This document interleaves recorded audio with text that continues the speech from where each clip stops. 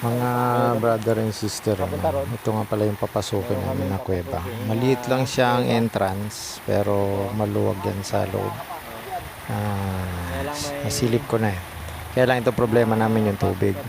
Kaya yung mga kasama ko pilit na humahanap ng paraan para mailihis yung tubig para mabawasan yung umaagos na yun sa butas. Ayan sila sa taas. Tingnan ko lang kung kaya nilang ilihis.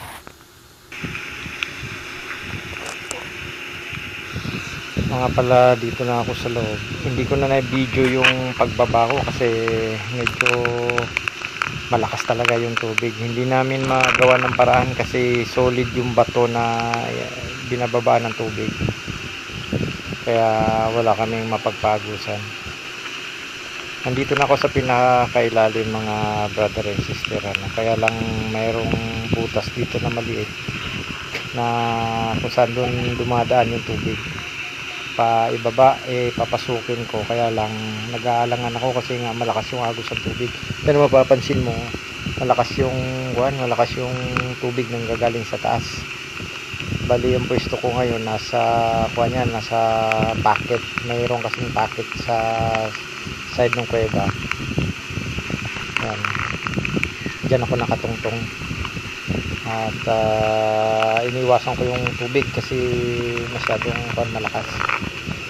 Alanganin akong pasukin yung butas kasi nga doon dumadalo yung tubig. Pagka pinasok ko, baka malunod ako doon kasi umagos naman siya pababa, kaya lang baka mapuno mahirap mag-isa lang ako ito sa loob, hindi nila kayang pumasok gawa ng malakas nga ang tubig.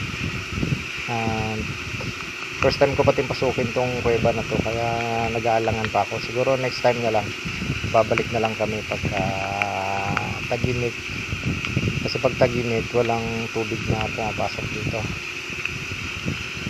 Paakyat na ako. Ayan, iniilawan ko yung may butas dyan na maliit na hindi makita hindi masyado maaninag ng camera kasi nga iniwasan ko rin yung tubig. Malakas yan tubig na yan. Masakit sa ulo pag tumatama sa ulo ko. Sakit nga sa mata kasi yung mga talsik. Kaya minsan nagpapahinga ako sa mga packet sa gilid. Maluwag dito sa loob, mga brother and sister, kaya medyo nahirapan din ako umakyat. Kailangan ko talagang gamitin yung tali. Kailangan kong humawak sa tali. At may mga panahon na kailangan ko ilagay yung camera doon sa gilid para makapag-bitin ako ng maayos sa tali. Napakatalas pati ng mga bato rito sa loob. Hindi siya kagaya nung mga napasok ko ng kuweba na makinis. Dito na napakatalas. Siguro gawa nung tubig. Yung tubig kasi kadalasan sa mga kuweba basta ganito na matubig, matatalas talaga yung mga dulo ng mga bato. Kaya konting ingat. Ito, paakyat na ako. Ayan, ang lakas ng buga ng tubig. May mga portion na wala akong maiwasan dahil habang paakyat ako sa lubong ko talaga yung bagsak ng tubig, kaya masakit sa katawan. At hapdi sa mata yung mga talsik ng tubig tumatama sa mata ko. Wala kasi akong goggles, hindi ako nakadala. Pero may mga packet naman sa ito. Nasa pangalawang packet na ako. Maluwag dito, may masilungan ako sa gilid. So kailangan kong sumilong muna pansamantala para maka-recover yung mata ko at masakit pag tinatama ng mga talsik na tubig. Tinitingnan ko mabuti yung mga bato kasi nga first time kong pumasok sa kuweba na to. Baka yung mga bato may hina, mahawakan ko may biglang bumigay. Pero sa experience ko naman, mga brother and sister, pagka ganito na matubig yung kuweba, matibay yung mga bato rito.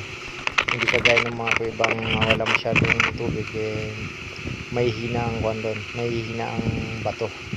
Marami doon mga mga lutang. Ito, mga solid ang bato rito. So pero ganoon pa man kailangan maingat ka pa rin dahil di natin masasabi minsan may merong mga batong nakasabit lang, akala mo buo, pag tungtong mo, kaya pag bitin mo ron gawak may biglang na bubuwal o natatanggal. So konting ingat lang sa mga ganitong mga adventure. Tapos kailangan ko pati i-check yung mga tali bago pag nakataas na ako. Kailangan kong hilain kasi ayaw kong sumabit yung tali doon sa baba. Mahirap na bababa na naman ako ulit pagka sumabit yung tali, sisayang yung tali. Kuwan nga pala yung tali namin bali dalawang 5 meters, bali 10 dalawang 10 meters, bali 20 meters yan. Ganun na ubos yan, kapos pa doon sa pinakailalim yung tali namin. Kaya isa rin yun sa dahilan kaya hindi rin ako masyado tumuloy na, kasi una yung tali namin kapos na rin. Magamat sayad naman siya doon sa pinakababa, kaya pag bumaba pa ako doon sa butas na maliit wala na akong taling mahawakan. So nasa huling packet na ako packet. Actually malapit na ako, yan halos tanaw ko na yung bunganga palabas. Kaya ang tinitingnan ko na lang kung saan ako pupwesto, dahil nga namasasalubong ko na yung buhos ng malakas na tubig. Kailangan kong gumilid. Nakalakas ng tubig at halos hindi ako makahinga pagka bumuhos tumapat sa mukha ko yung tubig. So kailangan ko munang gumilid para humigop ng hangin. At yan naman bunganga na, papalabas na ako niyan. Kaya nasikip kasi ang bunganga ng kuweba na to. Ayan, malakas ang tubig ko. Kailangan ko munang kumuha ng buwelo bago ko suungin yung tubig na yan para mailabas ko yung ulo ko, makahigop ako ng hangin.